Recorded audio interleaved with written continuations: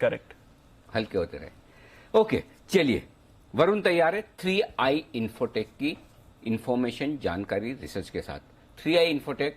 अब वरुण एक मिनट जरा 3i इन्फोटेक का भाव लइए। अब इसको क्या समझें, ये 60% नीचे है कहां से, या 5% ऊपर है कहां से, ये समझ नहीं आ रहा। मतलब इस स्टॉक को देखना कैसे, और ये 31 रुपए की प्राइस है, इसका कंपेयर करके बताइए, जब डीलिस्ट हुआ था तब कैसा था, तब क्या वैल्यू थी, आज क्या वैल्यू, जरा पूरा बताइए। डेफिनेटली अनिल जी, तो अगर आप वैल्यू के लिहाज से देखेंगे ना, तो एक्चुअली 60% नीचे है। 60% ही नीचे है। लिस्ट जो हुआ है वो गलत ही लिस्ट हुआ है। अच्छा। मतलब इस भाव पे लिस्ट नहीं होना चाहिए। ये बेसिकली वही स्टोरी अनिल जी, आपको याद होगा रुचि सोया में। हाँ, इससे मैं बताऊं, एक मिनट, आप जो बता रहे हैं बिल्कुल सही।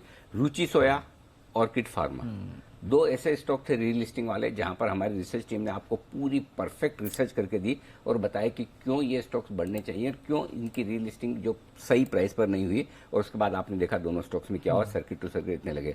सिमिलर रिसर्च आपके लिए 3i इन्फोटेक में आ रही। अब बताइए। हाँ। तो एक चीज पहले मैं टुकड़ों में, ताकि आराम से मुझे और सबको समझ में आ जाए। राइट।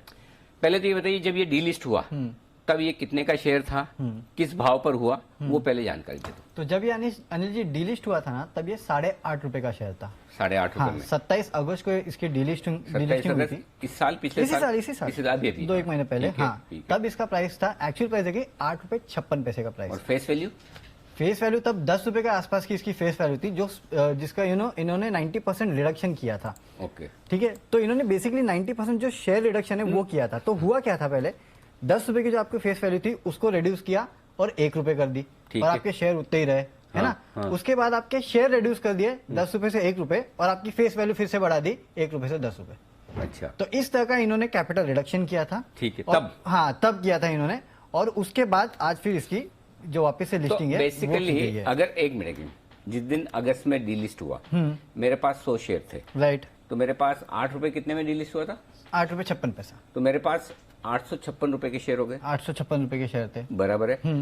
अब आज जब ये 31 रुपए पर है, तो पहले तो ये बताओ, जो उस समय मेरे पास 100 शेयर थे, अब कितने बचे, सब कुछ हो 10 बचे। हाँ, ठीक है। हाँ, फेस वैल्यू वहीं की वहीं आ गई वापस नहीं 10 रुपए। तो उस हिसाब से तो मेरी 90% तो उड़ जानी चाहिए आपकी। वही तो आपके नंबर ऑफ शेयर जो है वो 90% उड़ चुके हैं, लेकिन वैल्यू जो है वो तो वापस वहीं पहुंच चुकी है। तो उस हिसाब से अगर आप देखेंगे, नहीं, जब डीलिस्ट हुआ तो फेस वैल्यू कितनी थी? 10 रुपया। 10 रुपए। और अभी भी डीलिस्ट अभी भी 10 रुपए ही है। हाँ, तो मतलब फेस वैल्यू नहीं बदली है। फेस वैल्यू नहीं बदली आपकी, लेकिन हाँ। आपके नंबर ऑफ शेयर जो है वो रिड्यूस हो चुके हैं। कैसे? वही तो इन्होंने कैपिटल रिडक्शन किया, क्योंकि आपके नंबर ऑफ शेयर रिड्यूस हुए हैं। हाँ, फेस वैल्यू भी रिड्यूस हुई है। फेस वैल्यू भी 10 रुपए। 10 की 1 हुई, आई थिंक 10 की 1 पहले हुई। हाँ, फेस वैल्यू रिड्यूस हुआ 10 से 1, आपके नंबर ऑफ शेयर्स रहे थे 10। ठीक है। उसके बाद आपके नंबर ऑफ शेयर्स रिड्यूस हुए 10 to 1, और आपकी जो फेस वैल्यू थी वो वापस बढ़ गई 1 to 10। ये इतना सब करने के पीछे पर्पस क्या है? क्या है सर? यही तो नहीं, समझ में नहीं आता। एक चीज, वैसे हमको मार्केट ऐसे ही समझ में नहीं आता। हम कौन सा कह रहे हैं कि हमें मार्केट समझ में आता है, Right. और उसके ऊपर इतना कंफ्यूजन, बाप रे अनिल जी, बाप। इनकी अच्छा, अभी एक scheme ही सिंपल ऐसी चीज छोड़ो, मेरे को इजीली समझाओ, जो हमारे दर्शक हैं। जिस मेरे पास 100 शेयर थे 3i इन्फोटेक के, Right. 23 अगस्त, जो भी आपका अगस्त है, जिस दिन डीलिस्ट हुआ 27 अगस्त को, उसकी वैल्यू थी 856 रुपए। हाँ। अब वो 100 शेयर मेरे पास कितने रह गए आज की तारीख में? 10 रह गए। तो अगर 10 शेयर, इसका भाव 85-86 रुपए होना चाहिए, तो मेरी वैल्यू उस दिन की होगी, तब उस दिन की वैल्यू आपकी। बराबर है। राइट। तो जब तक 85 रुपए नहीं होता तब तक तो आप एट पार भी नहीं आए, एट पार भी नहीं आओगे। राइट। डीलिस्टिंग के टाइम से। राइट। ब्रेक इवन के लिए आपको बराबर है। 85 तक तो जाना। 5% का सर्किट इसलिए लगा है कि 85 रुपए तक, 86 रुपए तक पहुंचेगा, तो जिस दिन डीलिस्ट हुई उस भाव के बराबर पहुंचेगा। राइट। अब वो वैल्यू क्या है क्या नहीं अलग बात है। हाँ, है ना। राइट। उस दिन का वैल्यू आएगा। अनिल जी, अगर आप देखेंगे तो उस दिन का जो मार्केट कैप सेल्स था, उस दिन का जो ईपीएस था, उस दिन का जो पीए, क्योंकि देखिए आपका कैपिटल रिडक्शन हो जाएगा तो जाहिर सी बात है आपका जो ईपीएस है वो बढ़ जाएगा। 2.42 का FY21 का इसका ईपीएस था।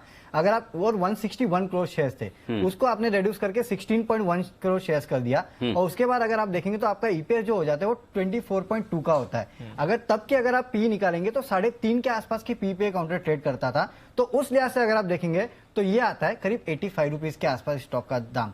तो उस लिहाज से अगर आप वैल्यू निकालेंगे तो आपकी 85 रुपीज की वैल्यू आएगी, जो तब डीलिस्ट हुआ था, और अब रीलिस्ट होगा तो तब सिंपल मैथ। जिस दिन अनाउंसमेंट किया था उसके हिसाब से देखे तो बराबर वैल्यू है। राइट। तो भी 10 रुपए कम है अनिल जी फिर भी, क्योंकि जिस दिन अनाउंसमेंट आया था, मुझे याद है 2018 जुलाई 29 जुलाई 2018, ये वो तारीख थी जब इसका अनाउंसमेंट आया था। तब जो लो मारा था इस काउंटर ने 3 रुपए 90 पैसे का था, हाई मारा था जो क्लोज हुआ था 4 रुपए 22 पैसे का भाव था। अगर वहां से भी रिस्ट्रक्चरिंग करने वाले एडवाइजर कौन है, लीड मैनेजर कौन है? ये तो मुझे नहीं पता, देखना पड़ेगा किसने इनको एडवाइस किया था। लेकिन और हुआ क्या ना अनिल जी, तब से जब इन्होंने रिस्ट्रक्चरिंग की थी, उसके पहले लॉसेस में चल रहे थे। करेक्ट। उसके बाद ये प्रॉफिट में आए हैं, इनके हालात ठीक हुए हैं। नो डाउट पिछले साल इनको 390 अच्छा, मुझे ये बताओ तो फिर एक चीज है, ये कौन किसने डिसाइड किया कि इसका रिलीजिंग 30 रुपए में होना चाहिए, 31 में होना चाहिए? अगर एक चीज समझो, जो कैलकुलेशन से आप बोल रहे हो कि तब 100 शेयर किसी के पास से 8 रुपए 56 पैसे का भाव था, उस हिसाब से अगर आज लिस्टिंग होती तो 85-86 रुपए पे होनी चाहिए, बेस्ट प्राइस होनी चाहिए। हाँ। तो ये 30-31 रुपए भाव कहाँ से आया प्रभु? अनिल जी एनएससी को पूछना पड़ेगा, ये यही कर सकते हैं। ये इसकी भी रिसर्च की जाए, डेफिनेटली एक्सचेंजेस को पूछे क्या फॉर्मूला क्या है। और अनिल जी पहले बार नहीं है, बार बार ये हुआ है कि हाँ, फिर क्या होता है, स्टॉक सर्किट टू सर्किट चलते, किसी को मौका मिलता नहीं है। राइट। अब जैसे ऑर्किड, वो कितने 200-250 सर्किट लगा दिए भाई ने। रुचि सोया ऐसे ही बढ़ा।